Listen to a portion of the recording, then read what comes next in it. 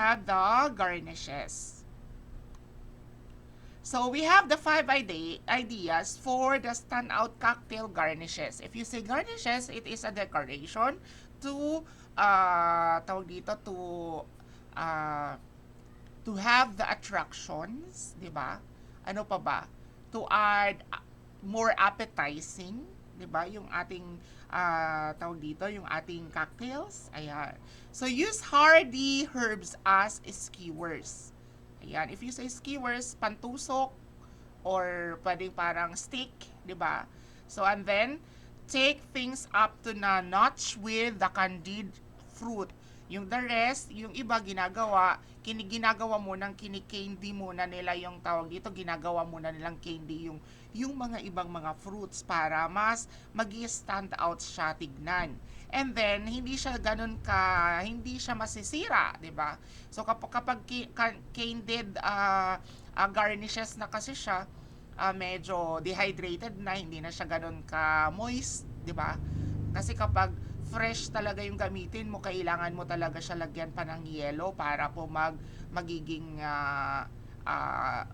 hindi siya ganun ka para magiging fresh pa siya tingnan. Make a citrus peel the stars and dress up with rum with sugar, salt, and spices.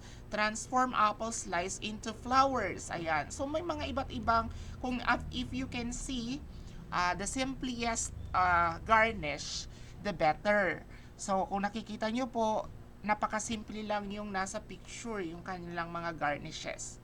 So, that is the one of example of the garnish. Pero doon po sa atin sa bartending, kailangan po appropriate garnish pa din. Hindi po pwede na basta ka lang maglagay ng garnish kasi there is a required garnish for every recipe or concoctions.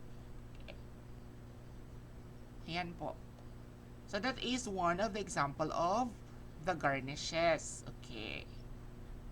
My question, Saint Thomas? Yes.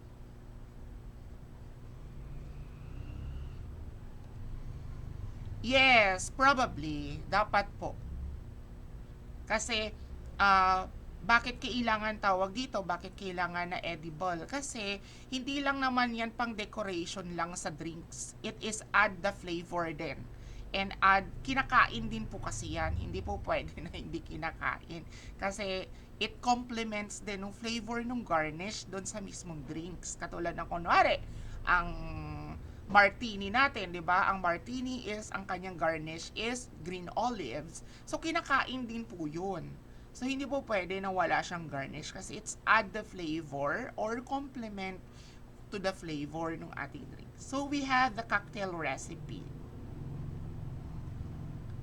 So we have the cocktail recipe. If you say recipe, it includes the following: the name of the cocktails, the ingredients, the measurements, proper procedures, appropriate glass, and appropriate garnish. See? So, these are the to be followed kapag sa recipe. The name of the cocktails, the ingredients, the measurements, the proper procedure, the appropriate glass, and the appropriate garnish. Ayan. So, we have the 5 category of a cocktail. If you say category, it is a types, it is a classification, ayan. So, nakakategorize siya into 5. So, number 1 is the pre-dinner cocktails, or also known as the aperitif.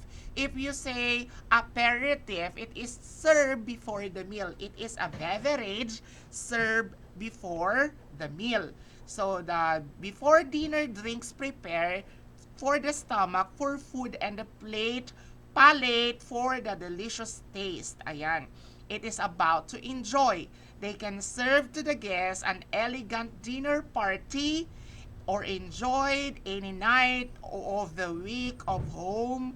Aperitif come into many flavor and can be accompaniment or complement a variety of cuisines. Ayan. So, ginagamit siya or sineserve siya before kumain. That is a pre-dinner cocktails. Number 2 category is the after-dinner cocktails.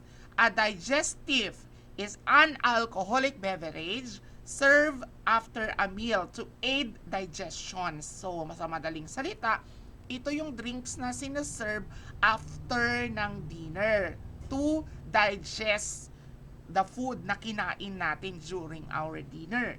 So, when served after a course, it may be called the cafe or post cafe. That is a after dinner cocktail or sa ibang tawag is digestive. Ayan. Next na number 3 category of cocktails is long drinks.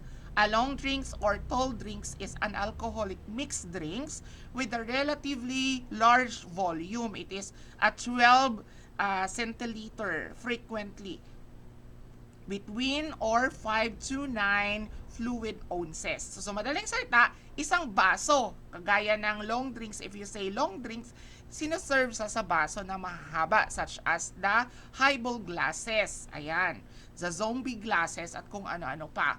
So, yun po, a long drink will have a tall glass full of mixers. It contrasts to the short drinks or shooter which has less mixer or none. So, yung mga long drinks yan yung may mga measurements na may mga mixers such as juices, purees, and mga carbonated or soda na mga ingredients. That is long drinks. Katulad example, I give you an example is the Tom Collins. Tom Collins is served in the long drinks or doon sa ating highball glass. Ayan, doon po siya nilalagay. So, it contains gin and soda and lime juice. Ayan, so that is Tom Collins.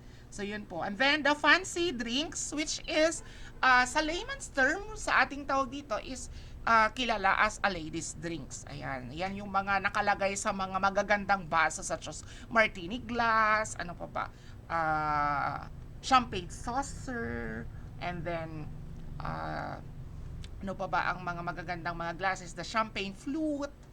Doon po nilalagay yung ating mga fancy drinks. And then, the number 5, the last category is the sparkling drinks. Sparkling drinks like Coke, Sprite, mineral water with cider, sparkling wines like Lambrosco, also Espumante, and champagne.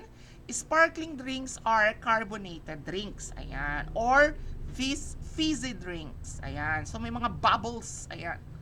So, it is relative to the soft drinks or carbonated drinks such as Coke, Sprite, ano pa ba? Sparkling wine, that is a sparkling drinks. Ayan. So, yun sa mga may mga carbonated siya, that is a sparkling drinks. Okay, we'll go to your pre-dinner cocktails. Ayan. Ito po ang mga laman ng pre-dinner cocktails. Number 1, our recipe is the dry martini. So, it is the ingredients of a 1 jigger. If you say 1 jigger is isang shot glass. Isang shot glass kasi is equivalent, or 1 jigger is equivalent for the 45 ml. Okay? So, it is equivalent of 45 milliliter or ml. So, 1 jigger, tawag dun sa jigger, yung sa isang shot, that is jigger. So, 1 jigger gin, 1/2 bar spoon dry vermouth, ayan, and stir and strain. That is the procedure. Okay? Stir and strain to martini glass. Okay? Garnish with olive. And martini glass must be chilled. So, bakit siya chilled ang martini glass? Kasi po, wala pong yelo ito. Diba?